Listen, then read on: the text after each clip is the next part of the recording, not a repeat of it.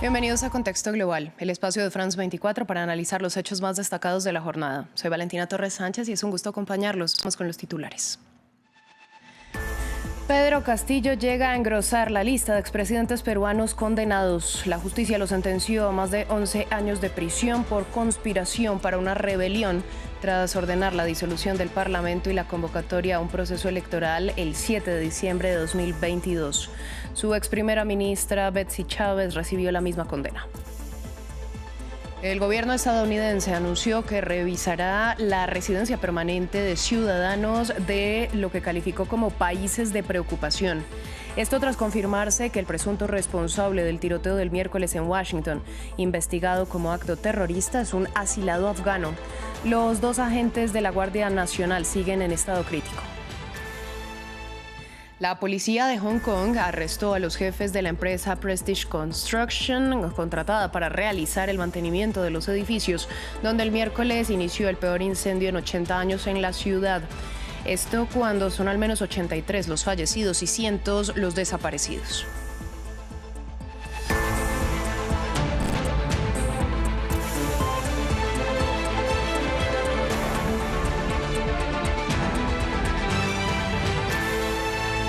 Damos inicio en Perú, donde la justicia condenó al expresidente Pedro Castillo a más de 11 años de prisión por el delito de conspiración para una rebelión cuando disolvió el Parlamento y convocó un proceso electoral el 7 de diciembre de 2022. La misma sentencia fue emitida para su entonces ex primera ministra Betsy Chávez, asilada en la Embajada de México en Lima. Castillo llega así a engrosar la lista de exmandatarios condenados en el penal de Barbadillo, además de quedar inhabilitado por 2 años para ejercer cargos públicos y tendrá que pagar una indemnización de unos 3,5 millones de dólares junto con los coacusados en el caso. Ampliamos a continuación. Es el cuarto presidente de Perú en ser encarcelado en menos de 2 años. El exmandatario de izquierda Pedro Castillo fue condenado este jueves a 11 años, 5 meses y 15 días de cárcel por el delito de conspiración para una rebelión. Esto por el fallido intento de golpe de Estado que protagonizó en 2022.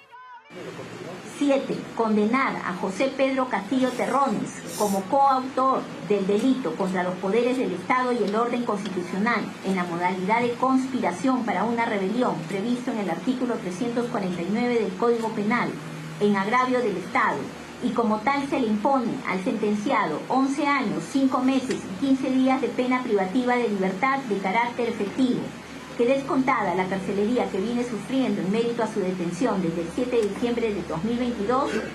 La misma pena recayó sobre el exministro del Interior, Willy Huerta, y también sobre la ex primera ministra, Betsy Chávez, quien se encuentra asilada actualmente en la residencia de la Embajada de México, situación que provocó un conflicto diplomático.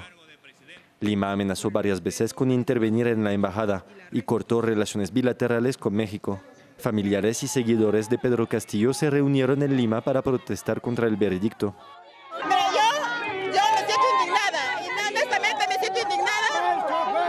¿Por qué? Porque se consumió el plan, ¿no? Se consumió el plan y ya se dieron con su gusto los jueces, y nosotros solamente esperamos justicia, nada más, y sabemos que la justicia no va a venir acá, pero sí vamos a tener justicia cuando pase ya a la Corte Interamericana. Eso nada más. En detención preventiva desde diciembre de 2022, Pedro Castillo es un ex sindicalista. Era maestro en una comunidad rural cuando ganó contra todo pronóstico la presidencia de 2021.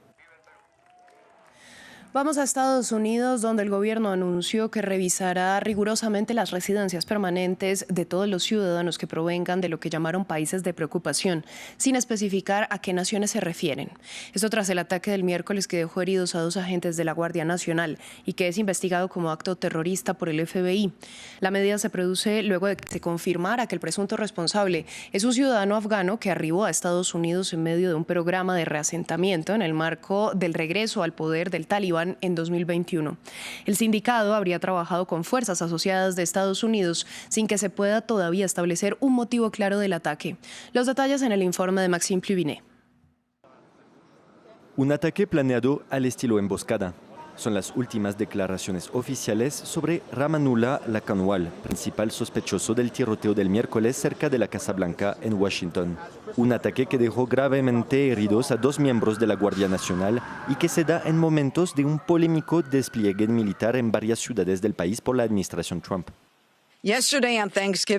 Ayer, en la víspera del Día de Acción de Gracias, aproximadamente a las 2:15 de la tarde, 2 guardias uniformados fueron emboscados en un ataque descarado y dirigido.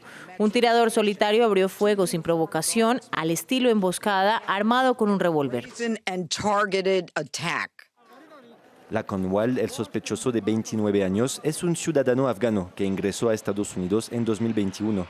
Fue una de las 76.000 personas evacuadas y reasentadas por la administración Biden tras la caótica retirada estadounidense de Afganistán durante la toma del poder por los talibanes. Autoridades confirmaron que Lakanwal trabajó con el gobierno estadounidense, incluida la CIA, como miembro de una fuerza asociada a Washington en Kandahar, según afirmó John Ratcliffe, director de la agencia de espionaje. El director del FBI confirmó el hecho en una declaración a la prensa. Ahora está confirmado que el sujeto tuvo una relación en Afganistán con fuerzas asociadas. Estamos investigando completamente ese aspecto de sus antecedentes, incluyendo cualquier asociado conocido que esté ya sea en el extranjero o aquí en los Estados Unidos de América. Kandahar, en el sur de Afganistán, se encuentra en el corazón del territorio talibán.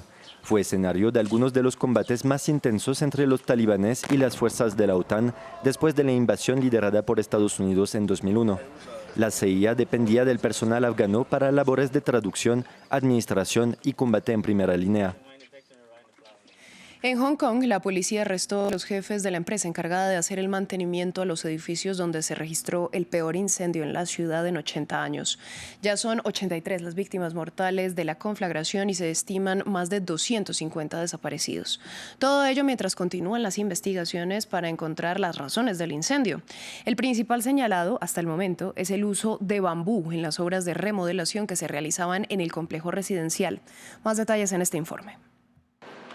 Es barato, flexible y abundante, pero también es inflamable. Las autoridades de Hong Kong han iniciado las investigaciones para determinar cuál fue el origen del incendio en un complejo residencial de la ciudad que ha dejado decenas de muertos. Por el momento, el principal señalado es el uso del bambú, material con el que se estaban edificando los andamios utilizados en las remodelaciones que se efectuaban en las torres.